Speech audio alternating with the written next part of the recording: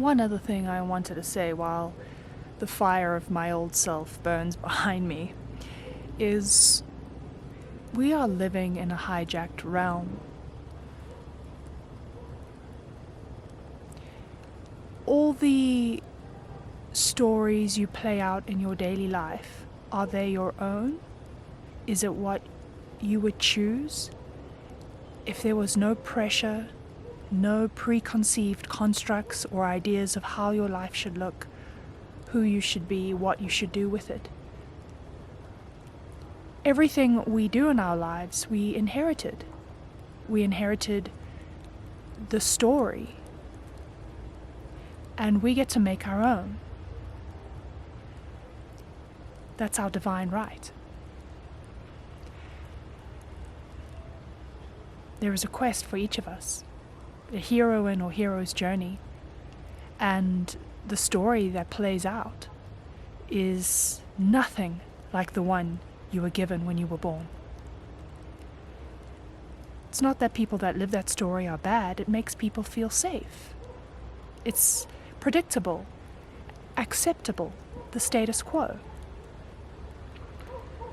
But I just want to tell you that if you choose to live the one that whispers in your heart, the one that speaks to you without voice, the one that you hear without your ears, the one that you see without your eyes, the one that exists in your heart space,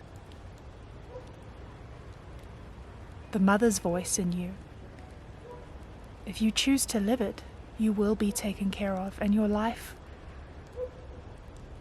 will become archetypal. You will truly live a quest. And you will have everything provided for you. Everything. All the worries you have perhaps now in this sort of 3D materialistic world that we were given, they don't even actually play a part when you start walking in the Supreme Being's story for you. It's just too much fun.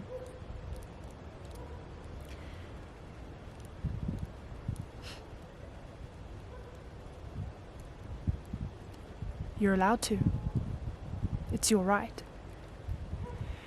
And a lot of us are burning off old karma at the moment, reassessing relationships in every facet of life, and whether those relationships feel like our tribe, our soul tribe, like we're supported in it, that we're accepted in those spaces, that our perspective is heard, and we're honored.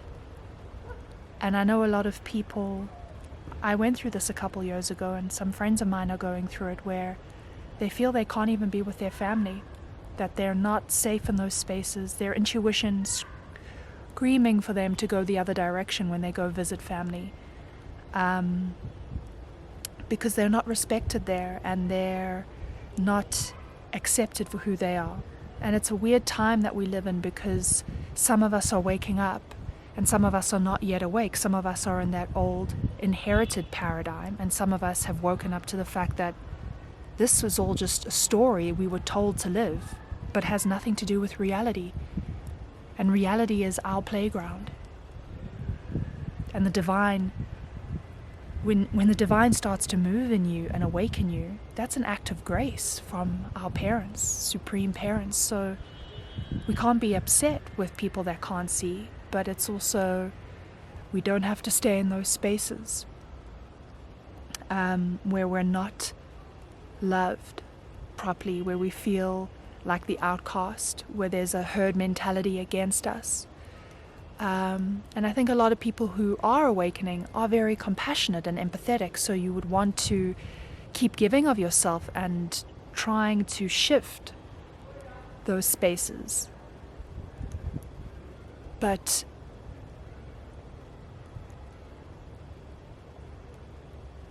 I think we're all starting to see that that's not really working anymore, is it? They don't change. You don't change them. You don't change people. There's nothing you can do to change a person.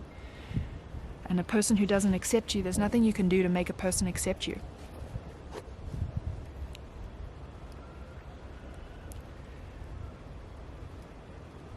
I'm going to put something more on the fire. I'll be back.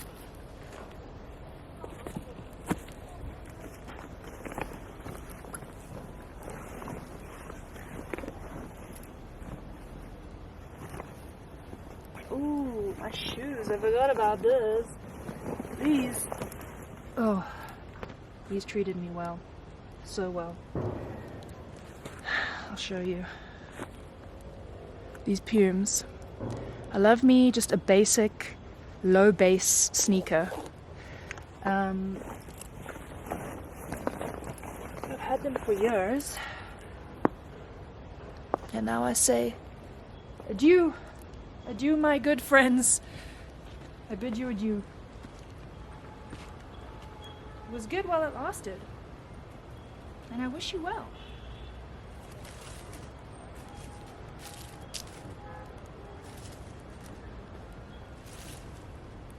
Alrighty, let's do it.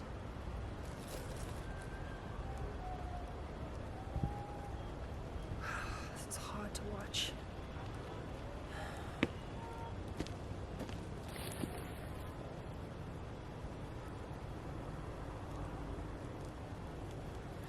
Let me take you up there because it's such a good close-up.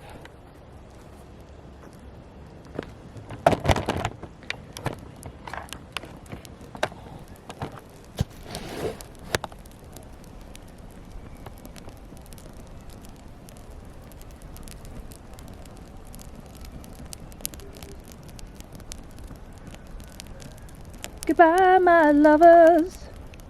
Goodbye, my friends.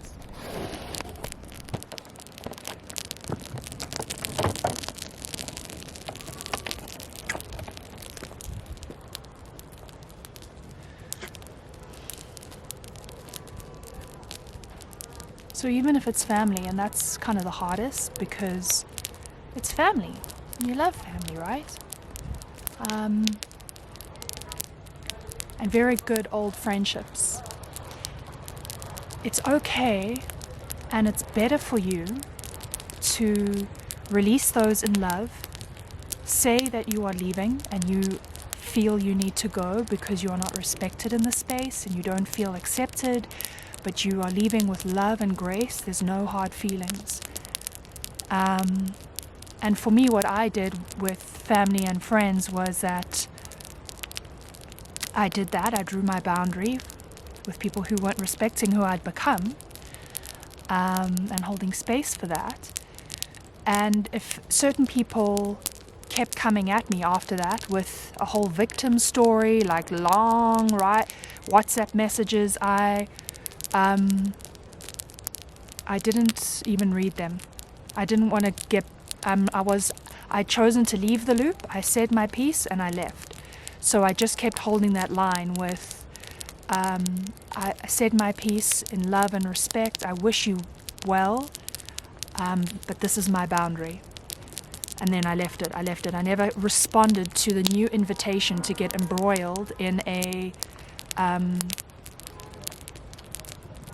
pattern, right, with that person. That person is still in an ego pattern, playing the victim or wanting to control, and I left it. So when they come at me with a whole story about my choice, I just kept holding that line with grace. Not even allowing an emotion of animosity to come in, just pure love. And the person just dissipates and disappears. And I've noticed that a few years later, two years later, some of those people have come back into my life and reestablished in a new, respectful way. And we actually are have a relationship again. But it's very important to release the relationships that you might feel obligated to. There's a lot of obligation with family. And you feel like it's your duty, but it's not. It's absolutely not. Your duty is to take care of your needs and your inner well-being, and to only put yourself in relationships, friendships, and spaces that respect that and hold space for that. So even if old relationships aren't doing that, you won't be able to progress unless you put that line down and you move into another space. Because when you move into another space, new friendships will come in, new archetypes will meet you, and your reality will literally shift. We're reality makers, we're creators. So we're the magician of this reality when we make hard choices. And you shift that in a realm, oh, I'm going to leave that weird thing I've always bowed to, that person I've always succumbed to. No, they're coming at me, I'm going to hold it. And then it breaks and it goes, and then a whole new realm opens up for you. And that's you being a magician for yourself. And you become empowered. And then from that point on, you will notice that kind of behavior coming at you, that kind of hook, like it's clear as day.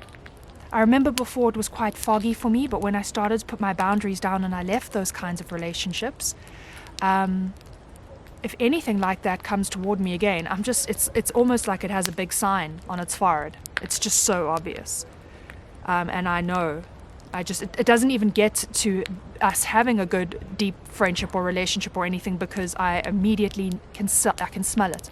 I can see it. It's so obvious to me. So, I mean, at the moment, I currently only draw in really good relationships because I made these hard decisions. And I'm thankful for that. And I'm thankful to God, Allah, Brahma, for empowering me to do that, even though it's difficult when you first do it.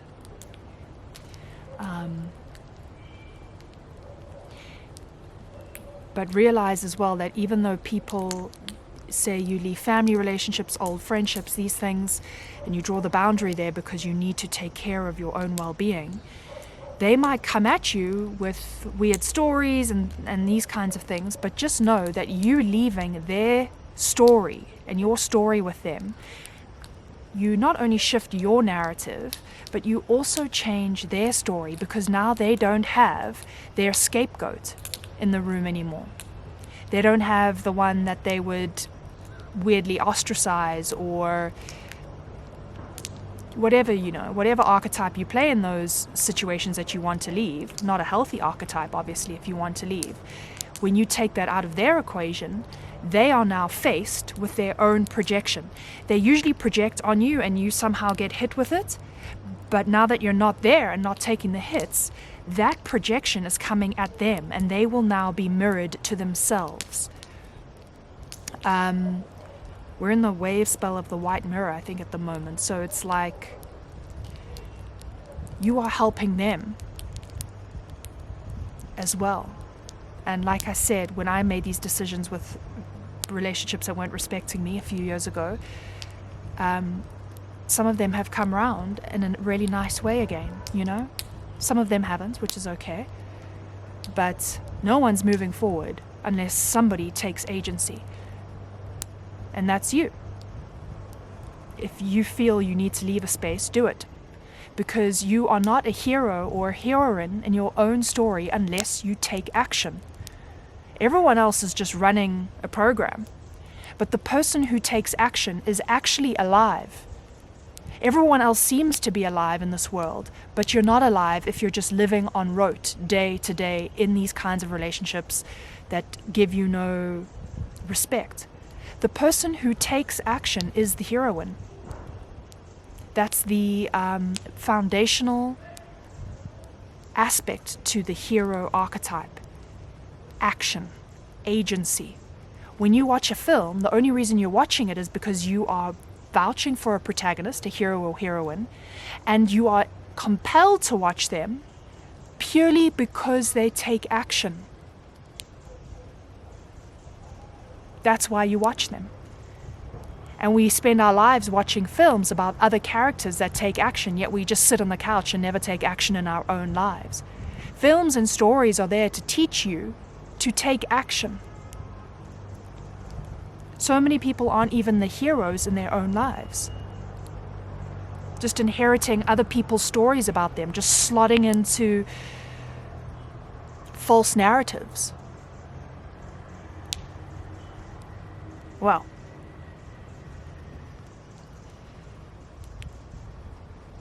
we should burn all that up and take action. Because that's how things change. Okay. Sending love. I'm nearly finished with my bonfire of my old self. I'm here now in this Templar outfit.